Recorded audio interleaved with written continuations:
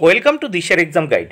প্রিয় চতুর্থ শ্রেণীর পরীক্ষার্থী বন্ধুরা, তোমাদের জন্য এই ভিডিওটিতে আমি আলোচনা করতে চলেছি চতুর্থ শ্রেণী অর্থাৎ ক্লাস 4 এর প্রথম পর্যায়ক্রমিক মূল্যায়নপত্র 2024 অর্থাৎ ফার্স্ট ইউনিট টেস্ট 2024 বাংলা বিষয়ের প্রশ্নপত্র সম্পূর্ণ উত্তর সহ এই ভিডিওটিতে আলোচনা করতে চলেছি, তাই অবশ্যই দেখে নিতেই হবে। পূর্ণমান 10, সময় 20 মিনিট, বিষয় বাংলা। পরীক্ষার্থীর নাম, এখানে পরীক্ষার্থী বন্ধুরা তোমরা তোমাদের নাম লিখবে, ক্রমিক সংখ্যা এখানে তোমরা তোমাদের রোল নাম্বার লিখবে, নিচে বিদ্যালয়ের নাম অর্থাৎ এখানে তোমরা তোমাদের স্কুলের নাম বা বিদ্যালয়ের নাম লিখবে। প্রাথমিক শিক্ষা পর্ষদের নির্দেশ অনুযায়ী নবপ্রবর্তিত পর্যায়ক্রমিক মূল্যায়ন পদ্ধতি অনুসরণ করে এই প্রশ্নপত্র তৈরি হয়েছে, তাই অবশ্যই এই প্রশ্নপত্রটি তোমাদের দেখে নিতেই হবে। তাহলে দেখে নাও ফার্স্ট ইউনিট টেস্ট 2024 ক্লাস 4 অর্থাৎ চতুর্থ শ্রেণীর বাংলা বিষয়ের প্রশ্নপত্র উত্তর সহ। প্রথমে এক দাগে বলেছে মালগাড়ি কবিতাটির শূন্যস্থান পূরণ করো। এখানে 4টি শূন্যস্থান পূরণ করতে হবে, মোট 2 মার্ক, প্রত্যেকটি শূন্যস্থানের জন্য 1-এর অর্ধেক করে। তাহলে দেখে নেওয়া যাক। চাই না আমি তুফান কি মেল ট্রেন, শূন্যস্থানে তুফান বসিয়েছি।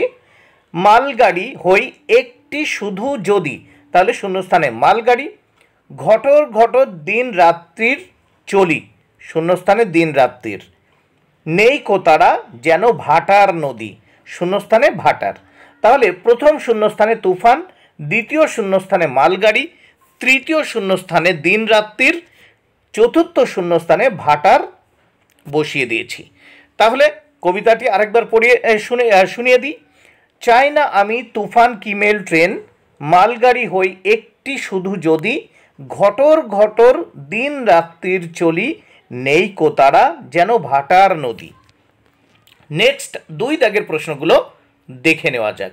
2 দাগের প্রশ্নগুলো তাহলে তোমরা দেখে নাও। একটি বাক্যে উত্তর লেখো, 4টি প্রশ্নের উত্তর করতে হবে।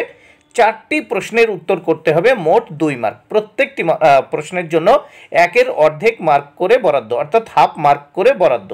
প্রথম প্রশ্ন 2-এর ক, ছাগলছানা ষাঁড়ের সঙ্গে কেন বনে গিয়েছিল? উত্তর, উপেন্দ্র কিশোর রায়চৌধুরীর লেখা নরহরিদাস গল্পে ছাগলছানাটি ভালো ঘাস খাওয়ার লোভে ষাঁড়ের সঙ্গে বনে গিয়েছিল।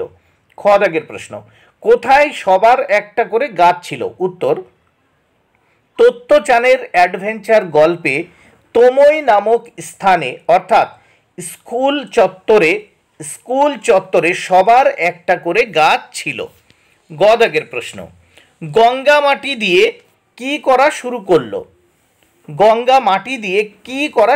উত্তর, গঙ্গা মাটি নিয়ে গোলাগুলি বানিয়ে ভীষণ যুদ্ধ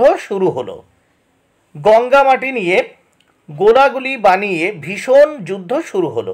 নেক্সট ঘ দাগে, পাঠশালা শব্দটির একটি সমার্থক শব্দ লেখো।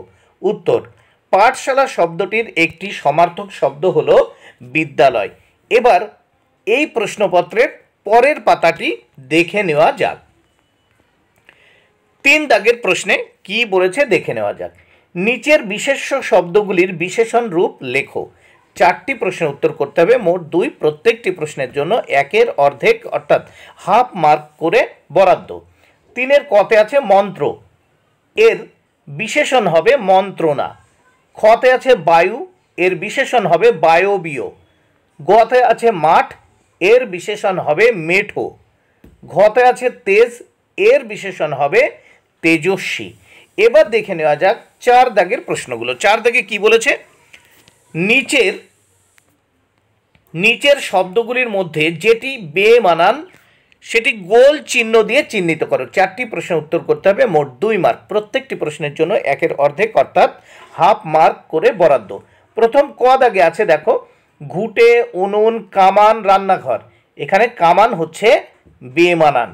খ দাগে গাছ, ডাল, পাতা, রাস্তা, এখানে রাস্তা বেমানান, কারণ দেখো গাছ, ডাল, পাতা এই 3টি একই সঙ্গে যুক্ত, একই রকম, মানে গাছেই ডাল থাকে, পাতা থাকে, সব কিছু একই, কিন্তু রাস্তা এখানে বেমানান। গতে আলমারি, হাতকড়ি, চোর, পুলিশ। আমরা জানি হাতকড়ি, চোর, পুলিশ এই তিনটেই একই সঙ্গে যুক্ত, এখানে আলাদা আলমারি। ঘতে আছে সুমো, বক্সিং, ব্যাডমিন্টন, ক্যারাটে। আমরা জানি সুমো, বক্সিং, ক্যারাটে এরা কিন্তু একই সঙ্গে সম্পর্কিত, ফলে এখানে ব্যাডমিন্টন কিন্তু আলাদা। তাহলে প্রথমটায় উত্তর কামান, দ্বিতীয়টায় রাস্তা, তৃতীয় আলমারি, চতুর্থ ঘ দাগে ব্যাডমিন্টন। 5 দাগের প্রশ্ন দেখে নেব। বাক্য রচনা করো যে কোনো দুটি। এখানে দুটি প্রশ্নের জন্য 2 মার্ক বরাদ্দ, প্রত্যেকটির জন্য 1 মার্ক করে বরাদ্দ রয়েছে। এখানে 3টি বাক্য রচনা করতে, মানে 3টি বাক্য রয়েছে বা 3টি শব্দ রয়েছে। এই 3টি শব্দ দিয়ে 3টে বাক্য রচনা করার জন্য জায়গা দেওয়া হয়েছে, কিন্তু করতে হবে যে কোনো দুটি, এর জন্য 2 মার্ক বরাদ্দ। প্রথম ক দাগে ছুরি দিয়ে, সবুজ ছুরি দিয়ে সবজি কাটছে। খতে আছে গলি, গলি দিয়ে বাক্য রচনা, লোকটি অলি গলি ঘুরে বেড়াচ্ছে। গতে আছে শিক্ষা, শিক্ষা দিয়ে বাক্য রচনা, চাষি তার ছেলেকে শিক্ষা দিয়েছিল। বন্ধুরা, ভিডিওটি ভালো লাগলে অবশ্যই লাইক, কমেন্ট ও শেয়ার করো। Thank you very much. Keep watching my channel and my video.